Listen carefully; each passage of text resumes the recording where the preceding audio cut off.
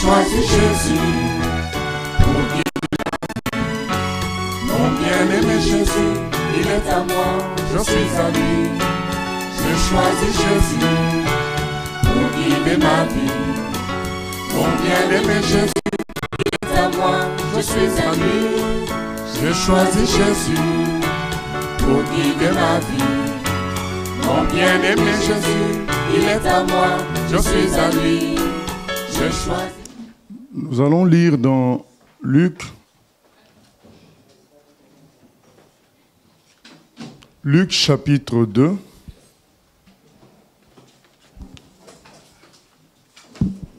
Luc chapitre 2, à partir du verset 25.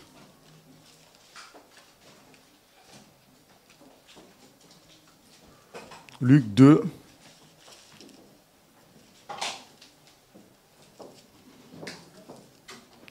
Alors il est écrit ceci. Et voici, il y avait à Jérusalem un homme appelé Siméon. Cet homme était juste et pieux. Il attendait la consolation d'Israël et l'Esprit Saint était sur lui. Il avait été divinement averti par le Saint-Esprit qu'il ne mourrait point avant d'avoir vu le Christ du Seigneur. Il vint au temple, poussé par l'Esprit, et, comme les parents apportaient le petit enfant Jésus pour accomplir à son égard ce qu'ordonnait la loi, il le reçut dans ses bras, bénit Dieu et dit, « Maintenant, Seigneur, tu laisses ton serviteur s'en aller en paix selon ta parole, car mes yeux ont vu ton salut, salut que tu as préparé devant tous les peuples, lumière pour éclairer les nations et gloire d'Israël, ton peuple. » Son père et sa mère étaient dans l'admiration des choses qu'on disait de lui. Siméon les bénit et dit à Marie, sa mère, « Voici, cet enfant est destiné à amener la chute et le relèvement de beaucoup en Israël et à devenir un signe qui provoquera la contradiction. Et à toi-même, une épée te transpercera l'âme, afin que les pensées de beaucoup de cœurs soient dévoilées. » Il y avait aussi une prophétesse Anne, fille de Phanuel, de la tribu d'Azer. Elle était fort avancée en âge et elle avait vécu 7 ans avec son mari depuis sa virginité. Restée veuve et âgée de 84 ans, elle ne quittait pas le temple. Et elle servait Dieu nuit et jour dans le jeûne et dans la prière. Étant arrivée, elle aussi, à cette même heure, elle louait Dieu et elle parlait de Jésus à tous ceux qui attendaient la délivrance de Jérusalem. Elle parlait de Jésus à tous ceux qui attendaient la délivrance de Jérusalem. Et puis il y a encore des événements. Donc on peut lire déjà au verset 39 encore. Lorsqu'ils eurent accompli tout ce qu'ordonnait la loi du Seigneur, Joseph et Marie retournèrent en Galilée, à Nazareth, leur ville. Or, l'enfant croissait et se fortifiait. Il était rempli de sagesse et la grâce de Dieu était sur lui. Amen. Et on arrive au verset 51. Puis il descendit avec eux pour aller à Nazareth et il leur était soumis. Sa mère gardait toutes ces choses dans son cœur. On nous dit, sa mère gardait toutes ces choses. Quelles choses? Beaucoup de choses. Donc déjà avant la naissance, on a averti la maman, on lui a dit, l'enfant que tu portes, c'est le sauveur de l'humanité. Donc on l'appellera Jésus parce qu'il va sauver son peuple. C'est le sauveur. Ensuite, les bergers qui viennent dire, mais on nous a dit qu'il y a le sauveur qui est né, le grand sauveur. Et les anges avaient dit aux bergers, il vous est né un sauveur. Mais cette fois-ci, c'est le Seigneur lui-même qui vient en sauveur. La prophétie d'Ésaïe 35 va s'accomplir. C'est le Seigneur lui-même qui vient vous sauver. Cette fois-ci, ce n'est pas n'importe quel sauveur, c'est le grand sauveur. Il y a les mages qui sont venus de loin pour adorer l'enfant. Marie a vu ça et dit, mais comment ils ont appris tout ça? Mais c'est la puissance de Dieu, parce que c'est un grand sauveur qui est né. Donc il fallait que des mages viennent de loin pour le signifier aussi. Et Marie, lorsqu'elle amène l'enfant au temple, il y a Siméon qui vient prophétiser que c'est la lumière des nations. Le grand sauveur. C'est ça, bien-aimé. Et la prophétesse Anne qui vient aussi dire aux gens qui attendaient la délivrance de Jérusalem, ça y est, c'est bon. Le Messie est là, le Sauveur est là. Nous pouvons être dans la joie. Nous pouvons nous réjouir. Et on nous dit que Marie gardait tous ces détails dans son cœur. De sorte qu'on arrive à Jean chapitre 2. Jean chapitre 2. Jean chapitre 2, aux noces de Cana, le premier miracle de Jésus. Il est écrit ceci. 3 jours après, il y eut des noces à Cana, en Galilée. La mère de Jésus était là. Et Jésus fut aussi invité aux noces avec ses disciples. Le vin ayant manqué, la mère de Jésus lui dit, « Ils n'ont plus de vin. » Jésus lui répondit, « Femme, qu'y a-t-il entre moi et toi?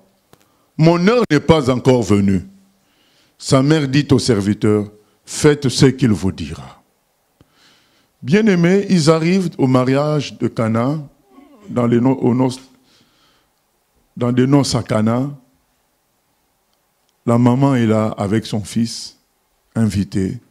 Et puis, il se fait que il n'y a plus de vin. C'est le tarissement, c'est la sécheresse. Et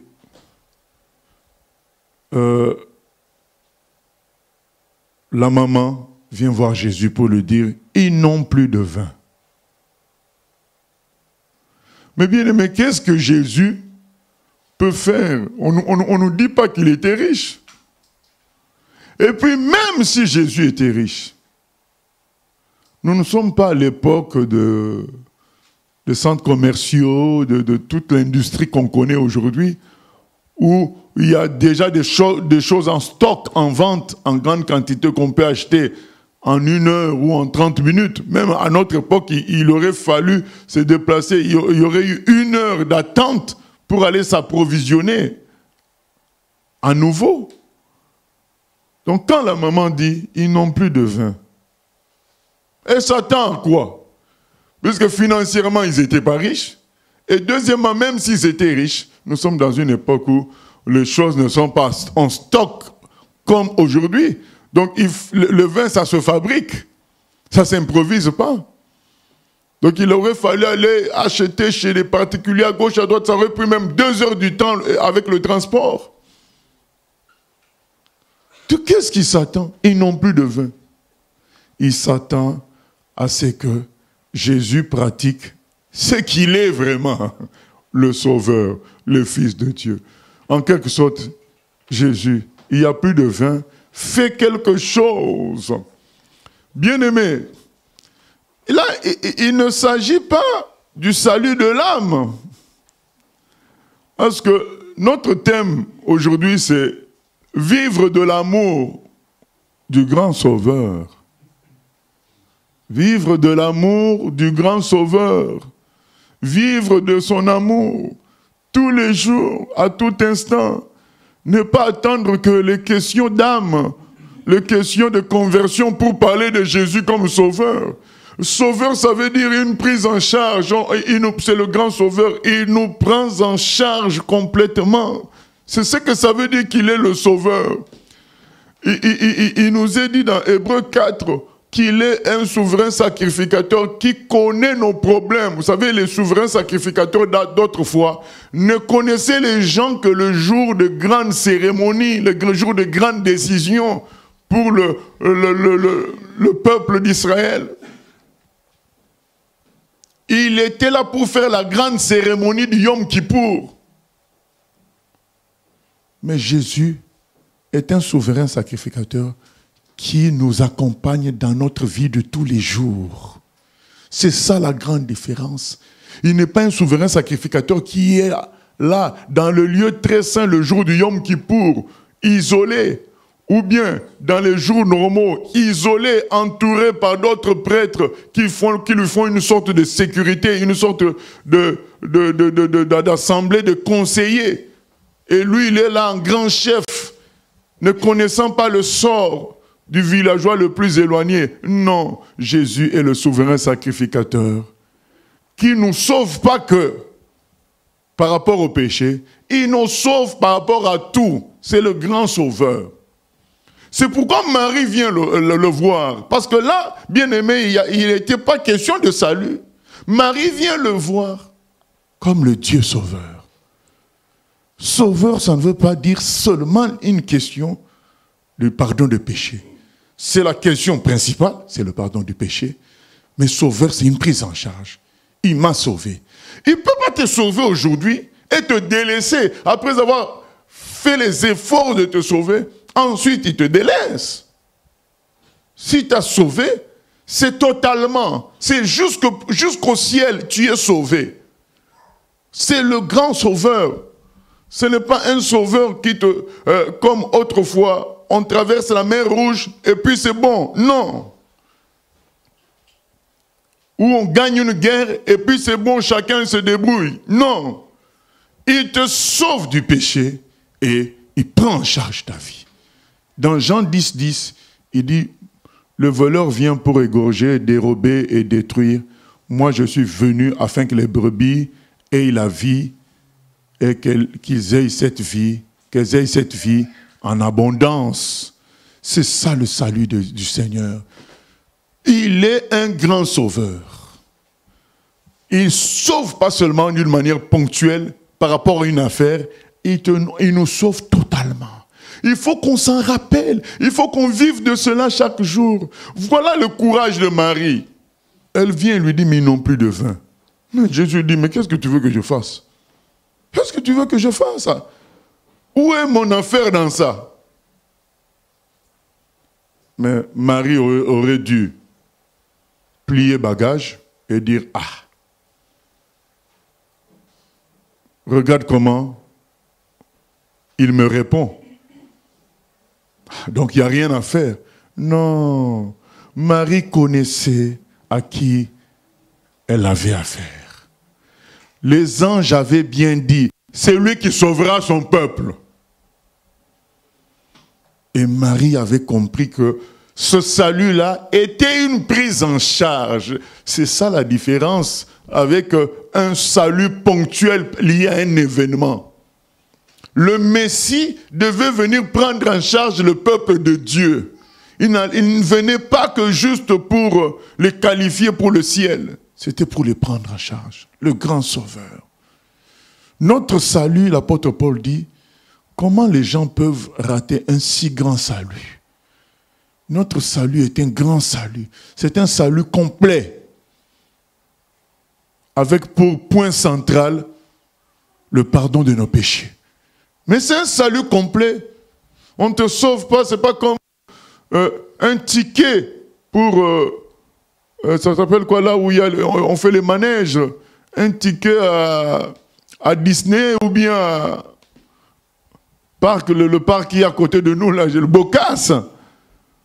Tu payes ton ticket, mais après, la restauration là-bas, tu te débrouilles pour beaucoup de choses. Mais là, c'est un salut total. Dieu donne un plein salut. Il donne un plein salut. Ce n'est pas un salut à moitié, comme un ticket pour aller au ciel. Il te prend en charge. Beaucoup, justement, ne vivent pas les bénédictions du Seigneur, les conséquences de ce salut-là, parce qu'ils s'arrêtent qu'au ticket pour le ciel. Je suis un enfant de Dieu, j'irai au ciel. Mais la vie de tous les jours, c'est eux-mêmes qui se débrouillent dans leur vie de tous les jours. Bon, certains aussi préfèrent comme ça. Comme ça, ils n'ont pas à discuter avec Dieu. Quelle est ta volonté pour tel chemin à prendre? Ils préfèrent eux-mêmes décider et demander à Dieu de les aider après. Mais ça ne marche pas comme ça. Là, ce n'est plus une prise en charge. Là, ce n'est plus Dieu qui t'a pris en charge. Là, c'est toi-même qui t'es pris en charge et tu demandes maintenant à Dieu de l'aide. Mais Dieu ne va pas t'aider lorsqu'il sait que tu te trompes. Certains préfèrent ça, mais c'est malheureux parce qu'on vit après des souffrances inutiles qu'on pouvait éviter. Parce qu'on n'a pas voulu vivre de l'amour du grand Sauveur. On a voulu vivre de notre intelligence et de nos propres efforts. Parce qu'au fond, on veut se conduire tout seul. On ne veut pas l'aide de Dieu. Parce qu'on dit, si je demande l'aide de Dieu, donc il aura un regard sur ce que je fais. Mais oui, mais c'est un papa qui t'aime. C'est ton Père. C'est le grand salut. C'est le grand Sauveur qui agit. Il doit s'occuper de tout. Mais sinon, en quoi il est sauveur? Il est sauveur pour tout. Marie vient lui dire, il n'y a plus de vin. Ah mais femme, qu'est-ce qu'il y a entre toi et moi? Mon heure n'est pas encore venue. Au lieu que Marie se décourage, elle dit aux gens, faites tout ce qu'il vous dira. Faites ce qu'il vous dira. Et Jésus leur dit, ben, remplissez les vases d'eau. Et puis, on connaît la suite. L'eau s'est transformée en vin. Le miracle a eu lieu. Parce qu'il y a une personne qui a cru que Jésus-Christ était le Sauveur. Il pouvait sauver cette situation-là. Parce que Marie a cru en ça. Malgré les apparences. Les apparences étaient négatives. Vraiment négatives, parce que comment se procurer du vin dans ces conditions-là? Deuxièmement, quelle réponse on lui donne par le Seigneur? Mais elle savait au fond de lui que Jésus était amour. Elle savait que c'était le grand Sauveur. Et le grand Sauveur ne peut pas rester insensible devant la souffrance des gens. Et Jésus est intervenu. Nous lisons Luc chapitre 15. Luc chapitre 15, 11 à 32. Nous connaissons l'histoire, c'est un rappel. Il dit encore, un homme avait 2 fils. Le plus jeune dit à son père, « Mon père, donne-moi la part de bien qui doit me revenir. » Et le père leur partagea son bien. Peu de jours après, le plus jeune fils, ayant tout ramassé, partit pour un pays éloigné où il dissipa son bien en vivant dans la débauche. Lorsqu'il eut tout dépensé, une grande famine survint dans ce pays et il commença à se trouver dans le besoin. Il alla se mettre au service d'un des habitants du pays qu'il envoya dans ses champs garder les pourceaux. Il aurait bien voulu se rassasier des carouges que mangeaient les pourceaux, mais personne ne lui en donnait. Étant rentré en lui-même, il dit, « Combien d'ouvriers chez mon père ont du pain en abondance, et moi ici, je meurs de faim. Je me lèverai, j'irai vers mon père, et je lui dirai, mon père, j'ai péché contre le ciel et contre toi. Je ne suis plus digne d'être appelé ton fils. Traite-moi comme l'un de tes ouvriers. Et il se leva et alla vers son père. Comme il était encore loin, son père le vit et fut ému de compassion. Il courut se jeter à son cou et l'embrassa. Le fils lui dit, « Mon père, j'ai péché contre le ciel et contre toi. Je ne suis plus digne d'être appelé ton fils. » Mais le père dit à ses serviteurs, « Apportez vite la plus belle robe et revêtez-le. Mettez-lui un anneau au doigt et des souliers aux pieds. Amenez le veau gras et tuez-le. Mangeons et réjouissons-nous. Car mon fils que voici était mort et il est revenu à la vie. Il était perdu et il est retrouvé. » Et ils commencèrent à se réjouir. Or, le fils aîné était dans les champs. Lorsqu'il revint et approcha de la maison, il entendit la musique et les danses. Il appela un des serviteurs et lui demanda ce que c'était.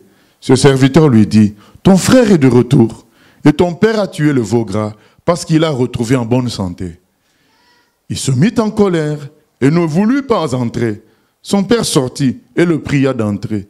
Mais il répondit à son père, « Voici, il y a tant d'années que je te sers, sans avoir jamais transgressé tes ordres, et jamais tu ne m'as donné un chevreau pour que je me réjouisse avec mes amis. Et quand ton fils est arrivé, celui qui a mangé ton bien avec des prostituées, c'est pour lui que tu as tué le veau gras. » « Mon enfant, lui dit le père, tu es toujours avec moi, et tout ce que j'ai est à toi.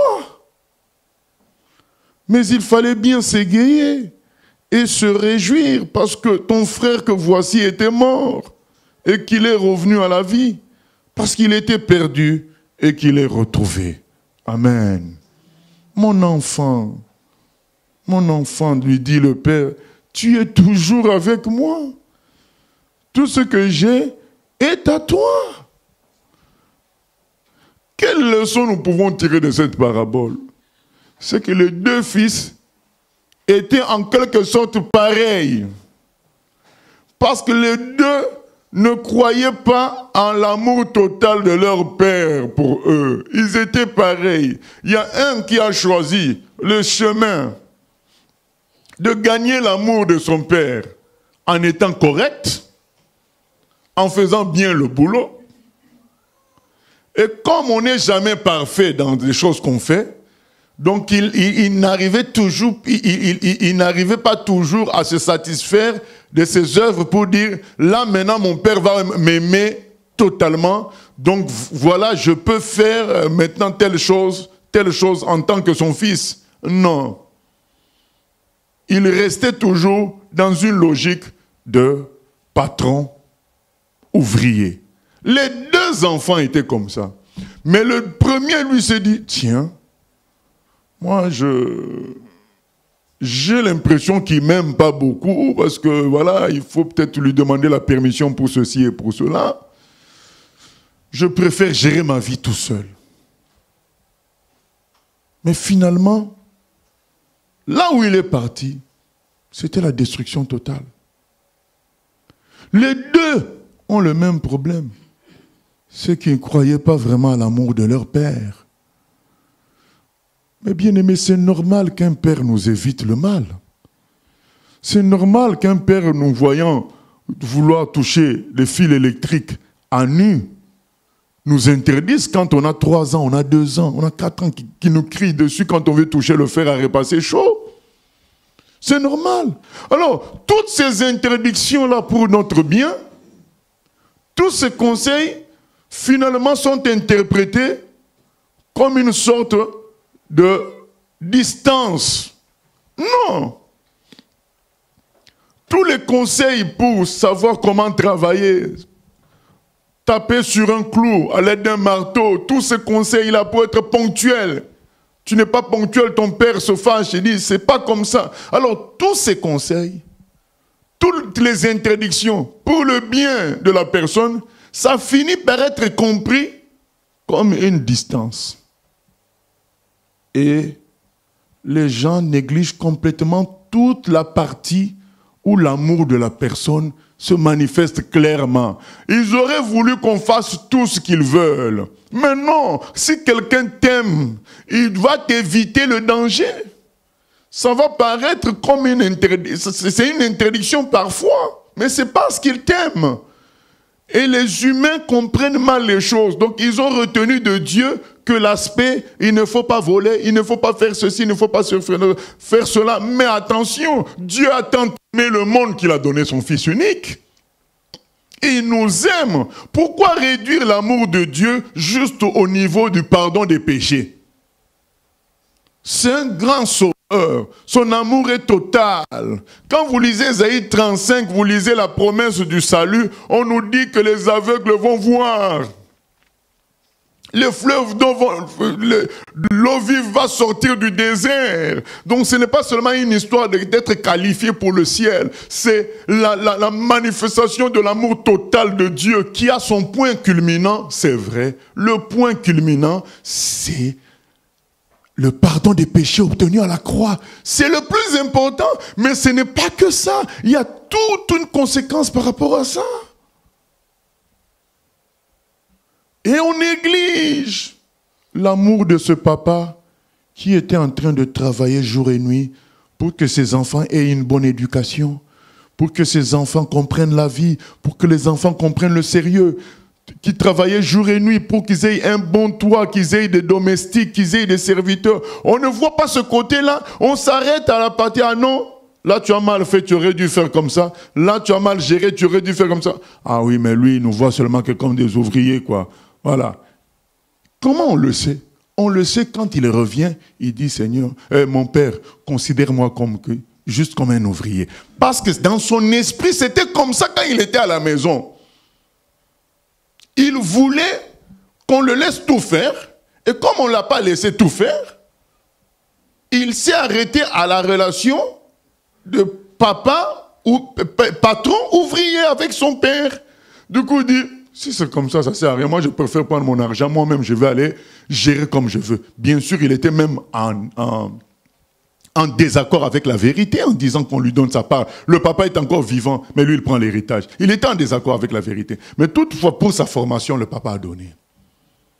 Il a donné parce qu'il était nécessaire que cet enfant comprenne que son père l'aime, afin qu'il grandisse et il vive en sécurité et que son avenir soit bien. Tant qu'il ne comprenait pas que son père l'aimait, ça allait être un obstacle pour la suite. Son père a préféré perdre la moitié de ses richesses pour que son enfant comprenne cela, afin qu'il se range et que son père le conduise dans les eaux paisibles, dans les verts pâturages, toute sa vie, tout son avenir. Et c'est ce que Dieu fait avec nous. Tant qu'on n'a pas compris son amour, il nous laisse faire ce qu'on veut. Tant qu'on ne veut pas s'attacher à lui, sachant qu'il s'occupera de tout, il nous laisse. Jusqu'à ce qu'on comprenne que notre chemin ne donne pas. Et qu'on fasse demi-tour et dire, mais non, j'ai mal compris les choses. Je vais revenir à Dieu. Et lui dit, mais moi je suis là, je t'attendais toujours les bras ouverts. Combien de chrétiens ne sont-ils pas embêtés? Il est chrétien, mais il a l'impression que rien ne marche. En réalité, ça ne marche pas parce que tu es comme le fils perdu. En réalité, ça ne marche pas parce que tu es comme le fils aîné. Tu es dans la maison du Père, mais tu ne connais pas l'amour de Dieu. Tu ne vis pas de l'amour du Sauveur. Tu veux tout faire pour prouver à Dieu que c'est toi qui l'aimes. 1 Jean 4, 19 est clair. Nous, si nous l'aimons, c'est parce qu'il nous a aimés le premier. Mais quand est-ce que toi, tu vas vivre de cet amour-là de Dieu? Vivons de l'amour de notre grand Sauveur. Les interdictions, les conseils, les chemins d'épreuve, ça ne veut pas dire que Dieu ne nous aime pas. Ça ne veut pas dire qu'il n'est plus là. Il est là. Écoutez comment le Seigneur a répondu à Marie. Elle dit, femme, qu'est-ce qu'il y a entre toi et moi? Je crois que la plupart d'entre nous auraient été refroidis par une telle réponse. Mais Marie savait en profondeur qui était Jésus. Parce qu'elle a vécu des expériences lors de sa naissance, lors de son enfance. Elle a vécu des expériences qui lui montraient qui était Jésus. Et il savait que Jésus ne pouvait pas laisser les gens dans la difficulté, qu'il pouvait faire quelque chose. C'est pourquoi il dit clairement, il n'y a plus de vin. Malgré la réponse de Jésus, elle dit, faites ce qu'il vous dira. Parce qu'elle savait qui était Jésus. Et beaucoup ne connaissent pas Jésus. Ils sont dans l'église, mais ils sont soit comme le fils perdu, soit comme le fils aîné. Tous, ils ne sont pas conscients de l'amour de leur papa. Ils ne sont pas conscients de l'amour du Sauveur. Celui-là veut faire en sa manière. Il ne veut pas les conseils, vivre sous l'autorité de son Sauveur. Et l'autre veut faire les œuvres pour se prouver qu'il est le Fils de Dieu. Et ça ne marche pas. De sorte que le jour où Dieu maintenant révèle, dévoile son amour pour le fils qui était perdu qui revient, le fils aîné est fâché, dit, mais oui, mais moi je suis correct, je suis droit, mais voilà, rien ne marche dans ma vie. Oh, mais Dieu va te dire, mais frère, mon fils, ma fille, mais est-ce que tu m'as demandé? Ah oui, mais tu ne voyais pas que j'étais dans la souffrance de Dieu? Dieu va te dire, mais oui, mais moi je voulais aussi que tu réalises que je t'aime. Et si vraiment je t'aime, tu n'auras pas de frein, tu me demanderas tout. Beaucoup de chrétiens sont là en train d'attendre. Ils se disent, mais Dieu voit tout. C'est vrai, vous ne vous trompez pas, il voit tout. Mais est-ce que toi tu crois en son amour? Voilà. Qu'est-ce qui est écrit? Le juste vivra par la foi. Mais comment on va manifester alors la foi si on ne peut pas, comme il est reproché au fils aîné, dire « Papa, est-ce que je peux prendre un chevreau? J'ai des amis que je veux accueillir. » Si tu ne demandes pas ça, tu attends que le père s'imagine, puisqu'il voit tout, il te voit accueillir les amis, tu attends que lui-même vienne, il te donne le chevreau, il te donne la boisson. Mais si c'est ton père, pourquoi tu ne lui demandes pas? Dieu veut voir qu'on croit en son amour par la prière, par ce que qui a fait Marie. Marie, elle est venue voir Jésus pour dire, il n'y a plus de vin. Ça montre qu'elle croyait fortement en son amour. Ça montre qu'elle croyait fortement en sa toute-puissance pour faire une telle requête à l'époque. C'est pas comme si on allait voir à notre époque un grand riche pour lui dire, mais écoute, tu es là dans la fête, mais il n'y a pas de vin. Il peut juste faire un coup de fil et Leclerc vient approvisionner. Non, là c'est pas, nous ne sommes pas à la même époque. Là, Marie n'attendait qu'un miracle. Mais quel courage est là pour venir demander ce miracle? Le courage qui vient de quelqu'un qui sait qu'on l'aime. Et qui sont ceux-là auprès de qui nous pouvons voir facilement ce courage? Les enfants, bien sûr. Les enfants, bien sûr, nos enfants ont le courage de demander n'importe quoi. Parce qu'ils savent qu'on les aime. Un enfant, quand tu le portes, il a 1 an. Tu es son père, tu es sa mère, ou bien un oncle qu'il aime bien. Donc les gens qui sont autour, qui ont fait leur preuve de leur amour à son égard, il est prêt à sauter. Il sait que tu vas le rattraper. Il est sûr de l'amour que tu as pour lui. Donc il se permettra des choses parce qu'il est sûr de cet amour. Pour lui, c'est évident que tu l'aimes. C'est ça qui nous manque. Il nous manque cette évidence de l'amour du Seigneur qui va nous donner une paix totale. Et surtout, qui va nous donner le courage de prier.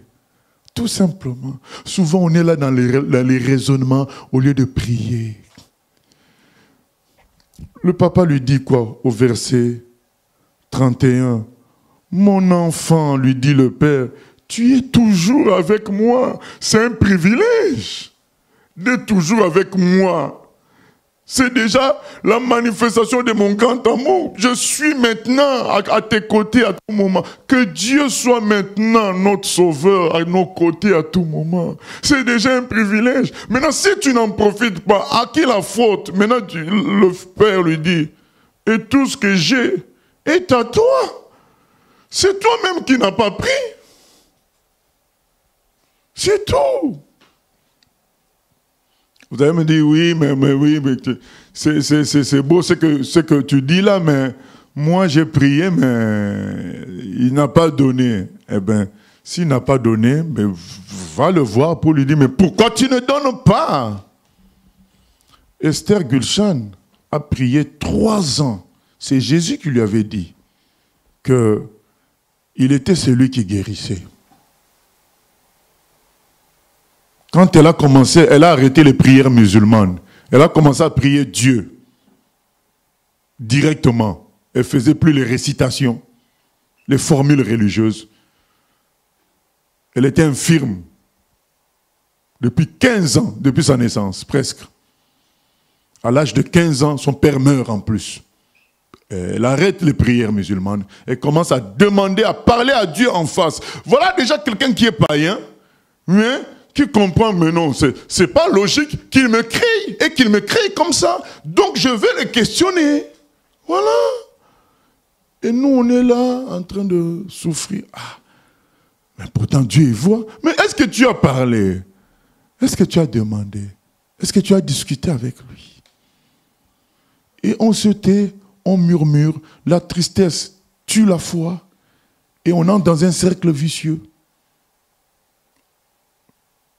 On revient dimanche, on reçoit un peu de foi, on rentre.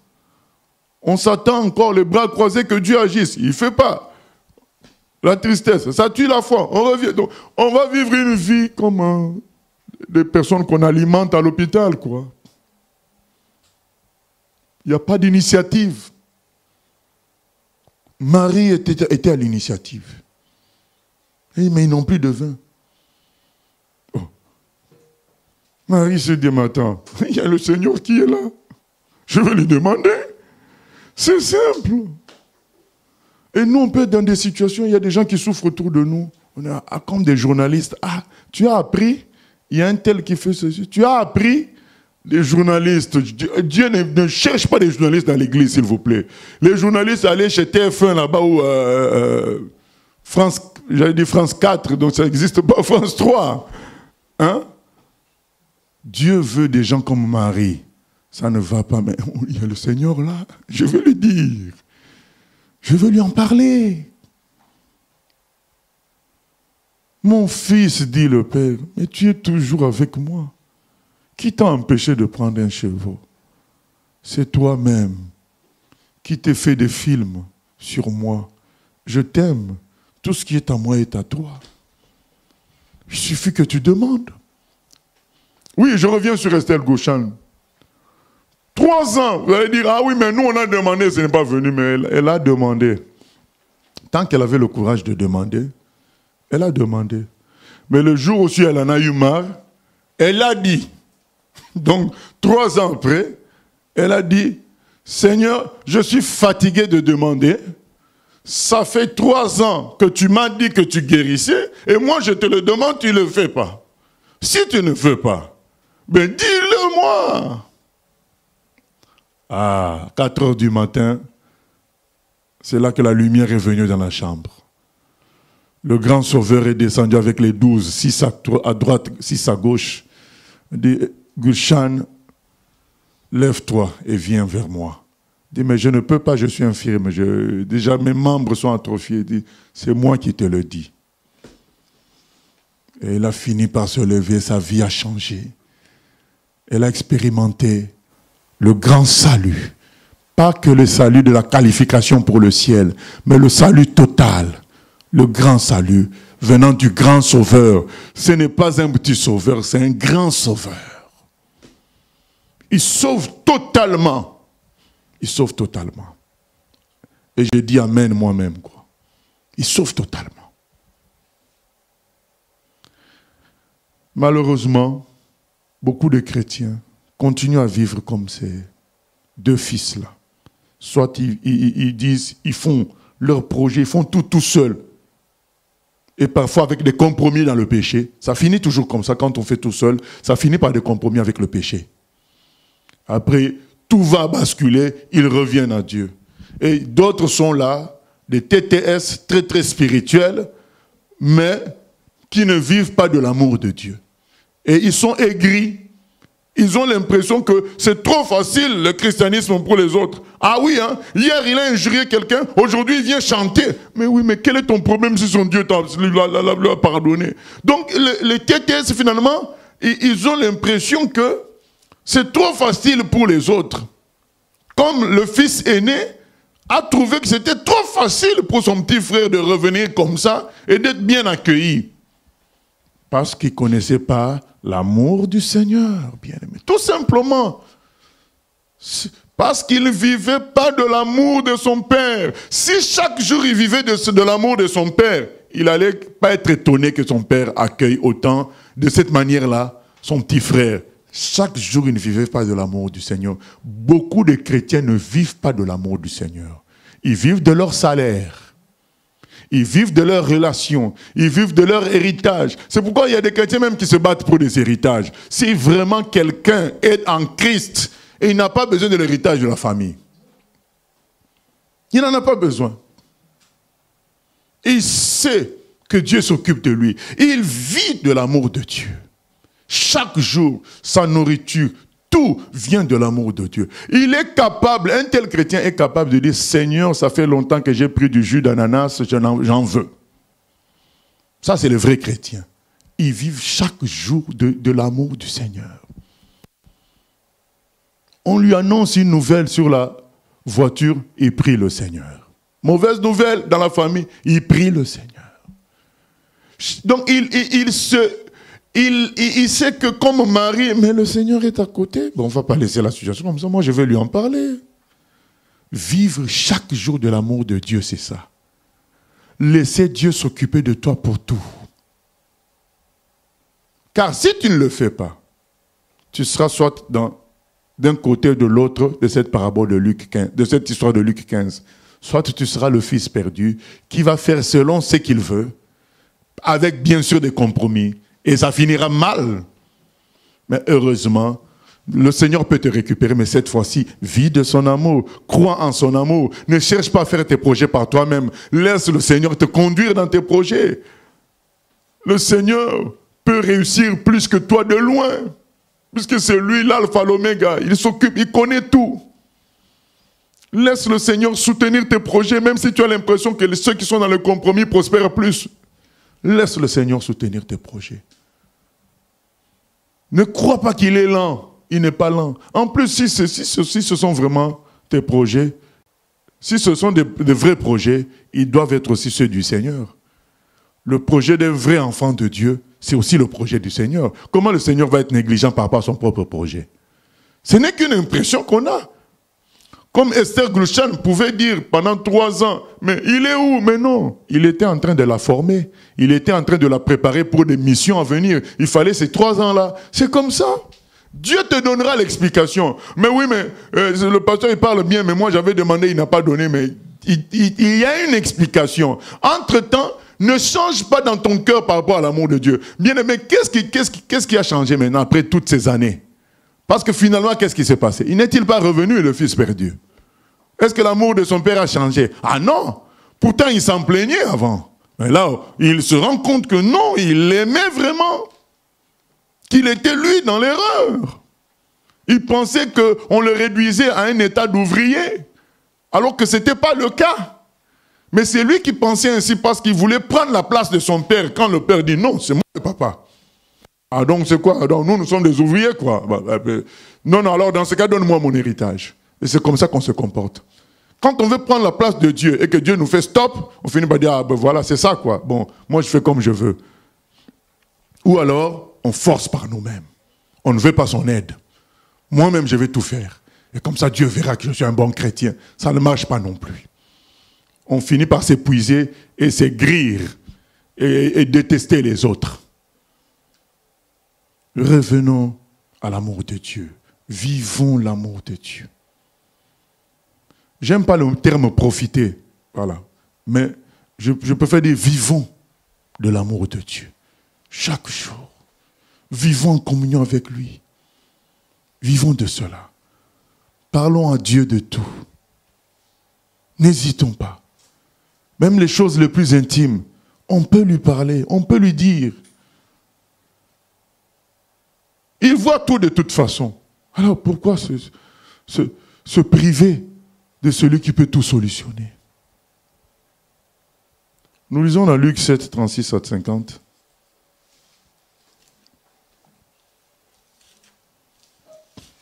Luc 7, 36 à 50.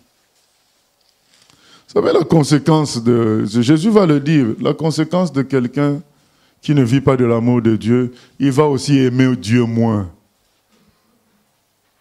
Donc, il faut qu'on le force pour donner des offrandes. On va le forcer pour aider les autres. Pour accompagner quelqu'un en voiture, on doit le forcer. Mais quelqu'un qui bénéficie de l'amour de Dieu, oh, je peux vous dire qu'il ne garde plus rien pour lui-même. Parce qu'il sait que les écluses des cieux lui sont ouvertes. Mais quelqu'un qui ne sait pas ça, il économise tout. Mais ça ne marche pas quand même. Comme on dit, on a un chant qu'on dit, ça ne marche pas quand même. Oui, ça ne va pas marcher parce que ça n'a pas marché pour Steve Jobs, ça n'a pas marché pour Michael Jackson, ça ne marchera pas non plus pour toi. Mais quelqu'un qui vit de l'amour de Dieu, il sait que les caisses sont ouvertes. Allez, tu as faim, tu prends. Tu veux que je t'accompagne à tel endroit, je t'accompagne. Ah oui, mais les professionnels du prix de l'essence, ah mais oui, mais l'essence maintenant, oh, Jésus-Christ est plus fort que l'essence, le prix de l'essence en France. Les caisses du Seigneur céleste sont ouvertes à quelqu'un qui croit en l'amour de Dieu. c'est ouvert. Voilà. Il aime plus parce que lui aussi se sent aimé.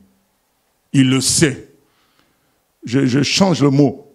Non seulement il se sent, il le sait beaucoup plus. Parce que quand Marie, on lui a répondu ça, elle n'a pas senti l'amour, mais elle le savait. Voilà, c'est très important. Luc 7, 36 à 50. Curieusement, c'est les femmes qui sentent beaucoup plus l'amour de Dieu. Un pharisien pria Jésus de manger avec lui. Jésus entra dans la maison du pharisien et se mit à table.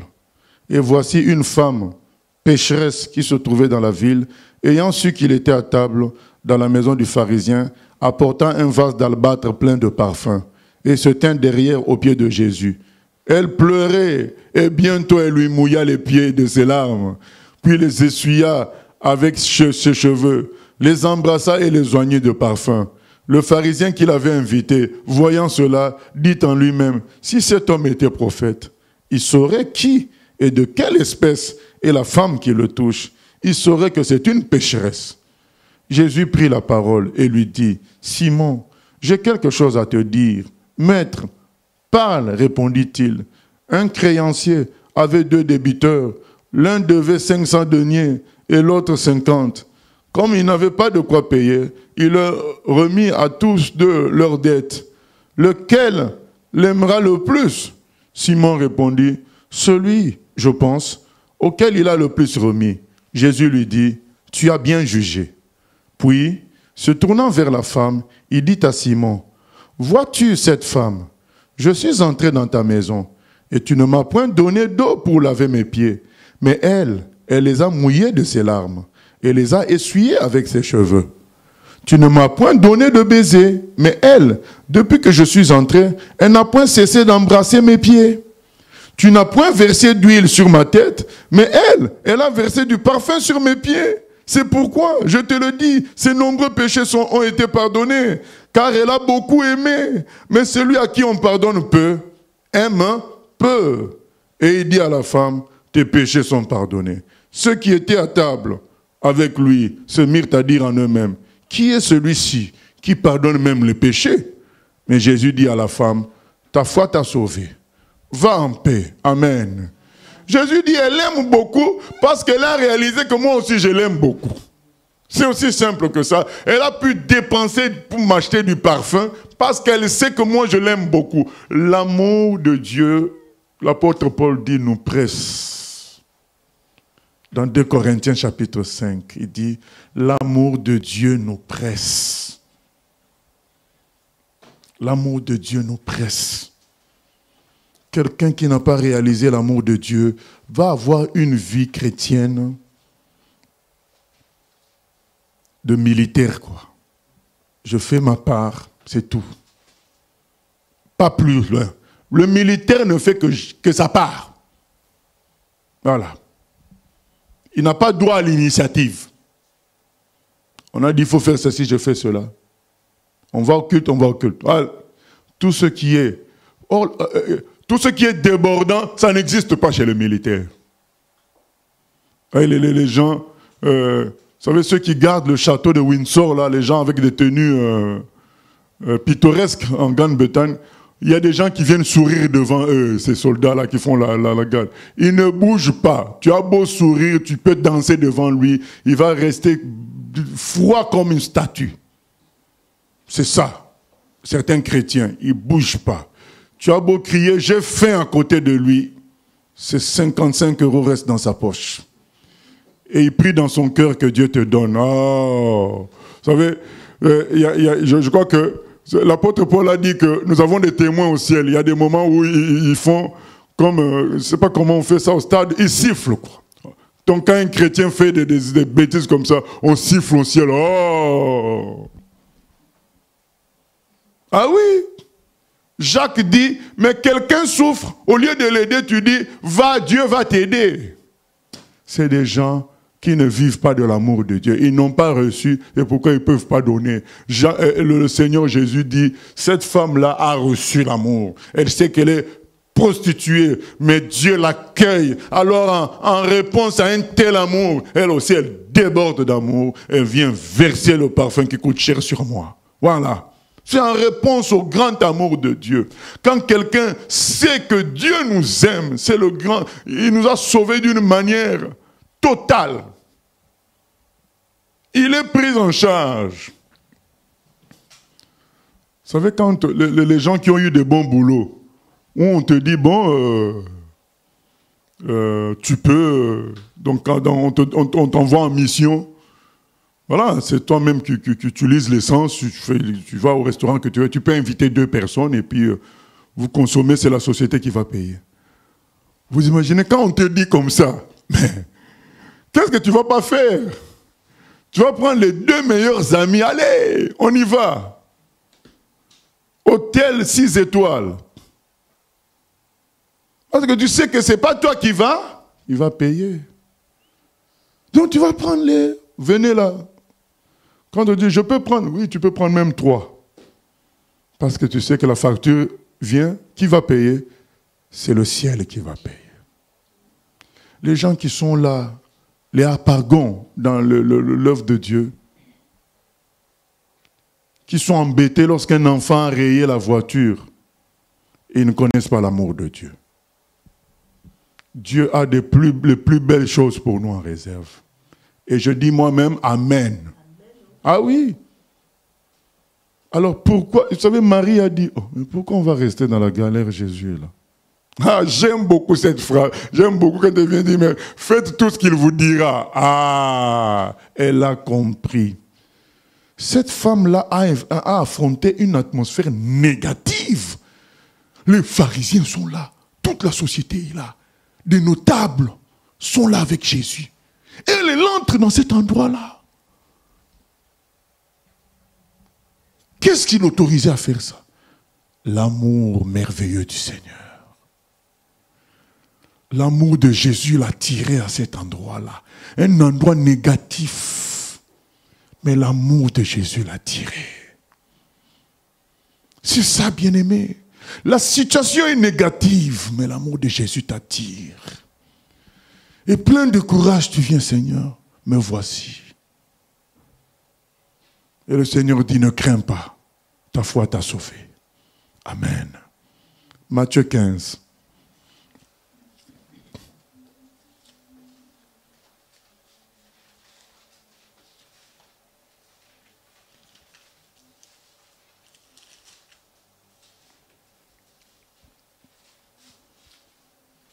Versets 21 à 28.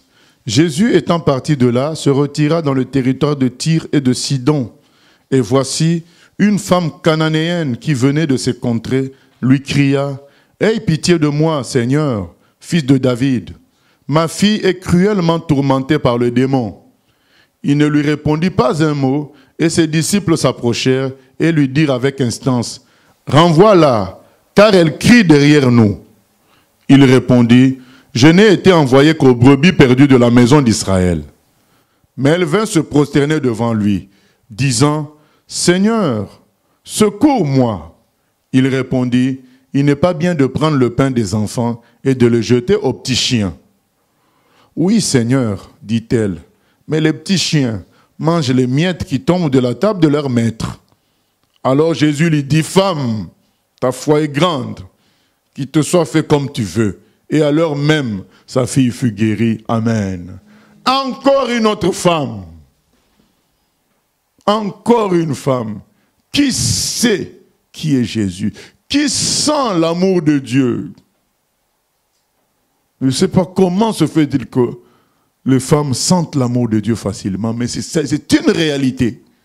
Je ne veux pas émettre de règles, mais c'est une réalité. Quand elle s'approche, les disciples la rejettent. Ah non, non, non, renvoie cette femme. Ce n'est pas une juive. Et au lieu que Jésus s'y réponde, il ne répond pas. Tout pour décourager cette femme. Jésus déjà lui-même ne répond pas. Et les disciples viennent se rajouter pour dire, en voilà. Elle crie derrière nous.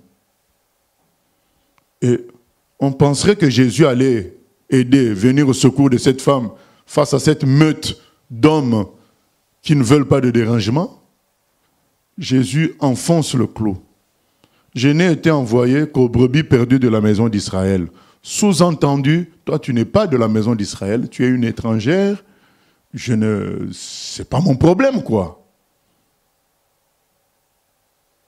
Il est écrit au verset 25, mais elle vint se prosterner devant lui, disant, Seigneur, secours-moi. Ah, voilà les beaux exemples que nous devons suivre, quoi. Il y a des gens qui font sortir des raisonnements. Ah oui, le Seigneur m'a abandonné, le Seigneur ceci, le Seigneur cela. Mais comment il peut t'abandonner alors qu'il a été crucifié à la croix pour toi? C'est impossible. Il t'aime à la folie. C'est ce qu'il a amené à la croix. C'est ce que je dis là, c'est écrit dans Jean 13, chapitre 1er. Il dit qu'avant de s'en aller, il a mis le maximum de son amour pour nous. Jean 13, 1. Vous savez, Dieu n'a pas de maximum. Mais comment, si on parle de maximum, donc ça veut dire que c'est un amour qu'on ne peut pas compter. Il est écrit avant la fête de Pâques, Jean 13, verset 1er. Avant la fête de Pâques, Jésus, sachant que son heure était venue de passer de ce monde au Père, et ayant aimé les siens qui étaient dans le monde, mit le comble à son amour pour eux. Je ne sais pas ce qui est écrit dans d'autres versions. Mis le comble, c'est-à-dire qu'il a mis son amour au maximum. Au maximum. D'ailleurs, ça conduit à quoi l'amour au maximum? Ça conduit à donner sa vie carrément pour les autres. C'est ça qui l'a amené jusqu'à la croix. Parce que son amour était au paroxysme. Je crois que dans notre version, c'est écrit comme ça. Il a mis son amour à son paroxysme, au maximum. Il a mis le comble à son amour. Mais s'il m'aime autant, pourquoi il ne va pas s'occuper de moi? S'il m'aimait autant, comme dit Romains 5, 8, alors que j'étais pécheur, maintenant que je suis sauvé, ça va être quoi? Cette femme reçoit une réponse dure. On ne donne pas la nourriture des enfants aux chiens.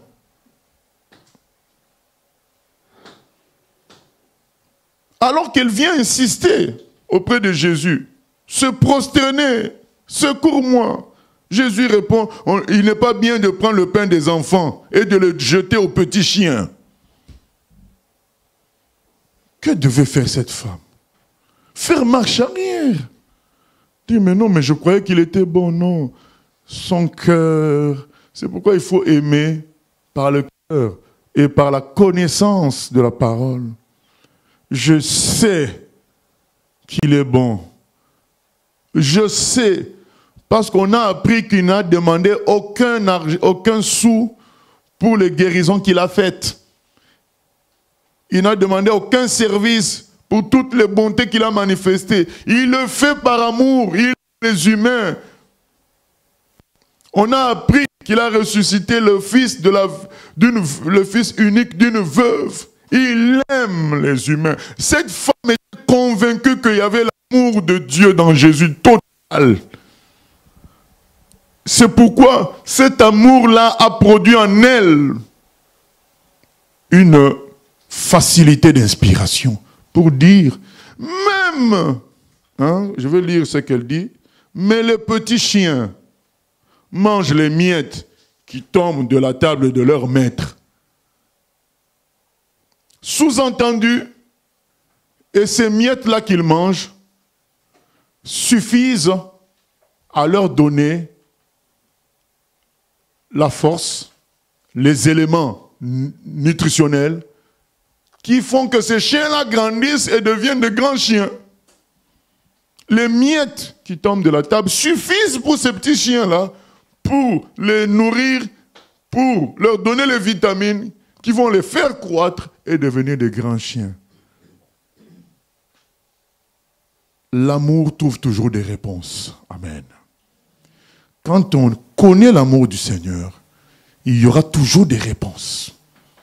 L'amour ne s'arrête pas. L'amour n'est jamais freiné. Il trouve toujours des réponses. Quand elle a dit ça, Jésus a dit, ah là là là là, une telle foi. Il a loué, Jésus, pour la foi, il n'a loué que 2 personnes. Cette femme-là et le centenier romain. Il a dit, femme, ta foi est grande. Tu as compris profondément mon amour pour toi. Bien-aimé, je vais insister sur une chose. Ces 3-là, ces 3 femmes, ont saisi l'amour de Dieu dans des circonstances difficiles, dans des apparences contraires. Et c'est là que la gloire de Dieu s'est manifestée. Bien-aimé, on ne nous demande pas de sentir l'amour de Dieu, mais de croire en cet amour. C'est pourquoi Jésus dit, ta foi est grande. C'est pourquoi il a dit dans Luc 7, femme, va en paix, ta foi t'a sauvé. On ne nous demande pas de sentir. Il y a des moments où nous sentirons l'amour de Dieu. Il y a des moments où on sera bien. Et il y a des moments où on aura l'impression que cet amour n'est pas là. Alors, reprenons les Écritures. Faisons agiter nos souvenirs. Quand on va reprendre les Écritures, quand on va agiter nos souvenirs, on va se rendre compte que dès le départ, depuis notre naissance, notre croissance, Dieu a tout piloté. Son amour était déjà en action. On va se rendre compte que notre conversion, c'était lui. On va se rendre compte que nous sommes bénis de l'avoir comme sauveur. C'est déjà beaucoup, c'est déjà la manifestation de son grand amour. Quand on va agiter nos souvenirs et agiter la parole de Dieu, notre foi va être restaurée.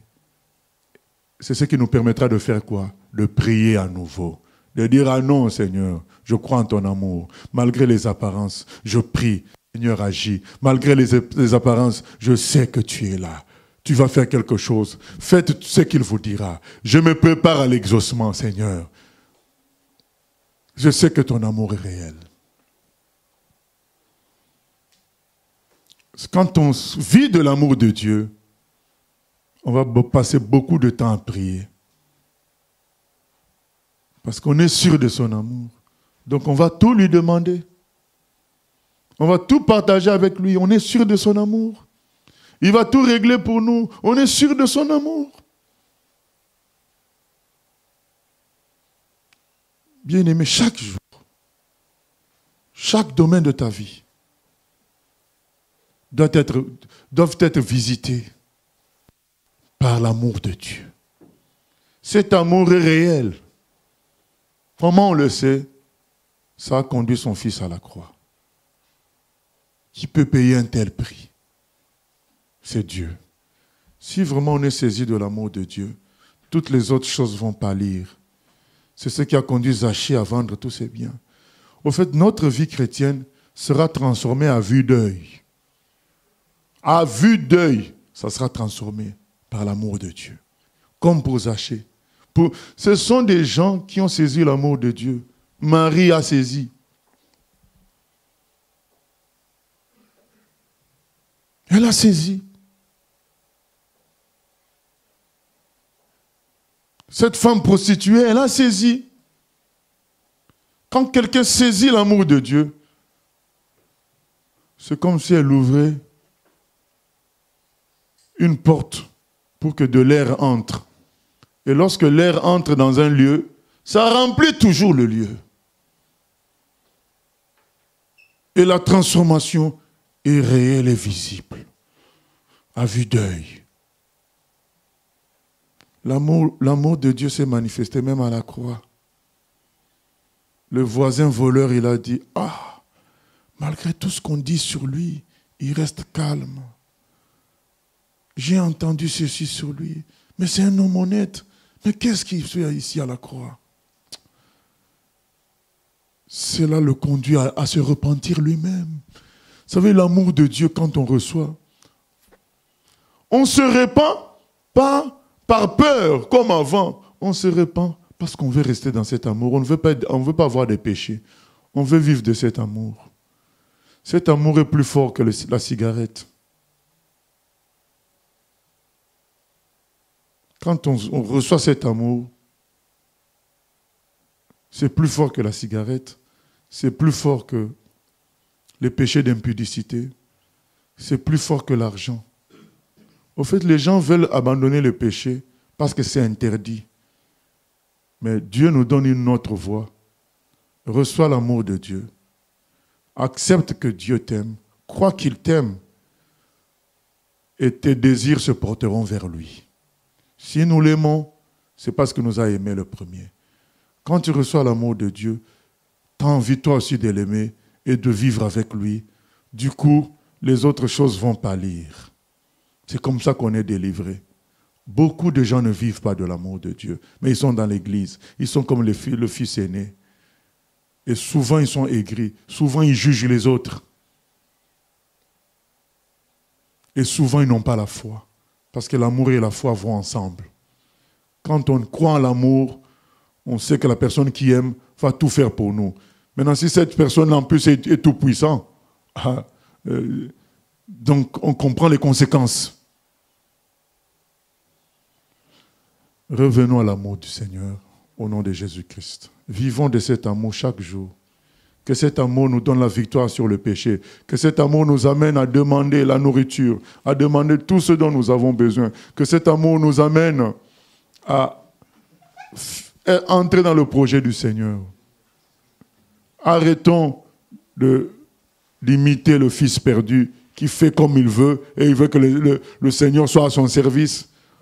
Arrêtons d'imiter le fils aîné qui veut prouver au Seigneur par ses propres efforts qu'il aime. Faisons comme les femmes que nous avons citées là. Elles étaient conscientes de l'amour de Dieu et cet amour-là les a menées à prendre des initiatives de foi, des initiatives d'amour, à prier jusqu'à ce que Jésus agisse. Amen. L'amour de Dieu de loin surpasse ce qu'on peut dire. Un cœur humain, il est plus grand que les espaces, même dans le noir, il nous atteint. Pour le péché de notre monde, Dieu nous donna Jésus. Il nous pardonne au plus profond. Il sauve les perdus. L'amour de Dieu, si fort, si tendre, est un amour sans fin. Tel est le chant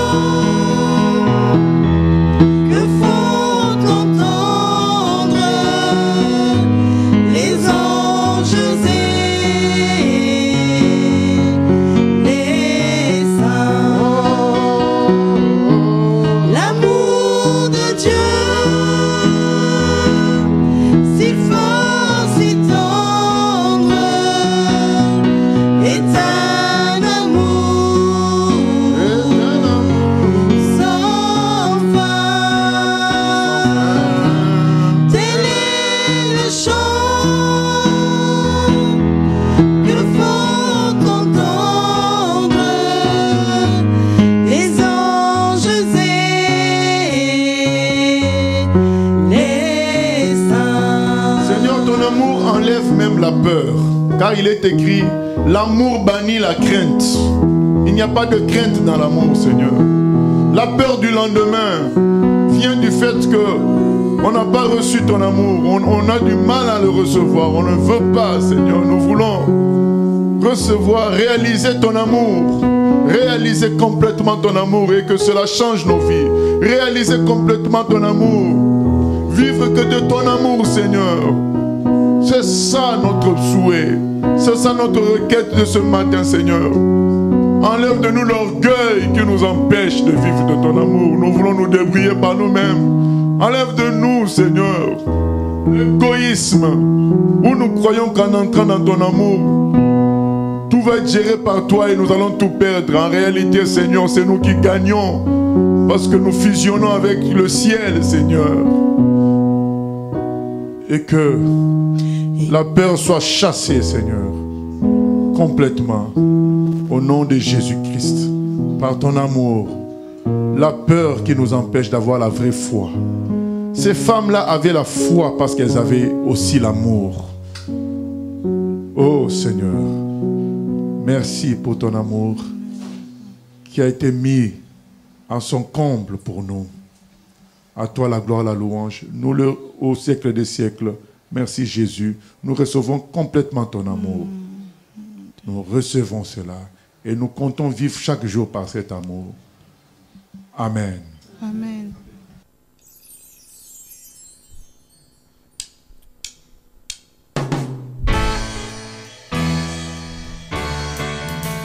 J'ai choisi Jésus pour guider ma vie. Mon bien-aimé Jésus, il est à moi, je suis à lui. J'ai choisi Jésus pour guider ma vie. Mon bien-aimé Jésus, il est à moi, je suis à lui. J'ai choisi Jésus pour guider ma vie. Mon bien-aimé Jésus, il est à moi, je suis à lui. J'ai choisi Jésus pour guider ma vie. Mon bien-aimé Jésus, il est à moi, je suis à lui. En marchant dans les chemins, dans les rues, observant tous les passants, chacun suit.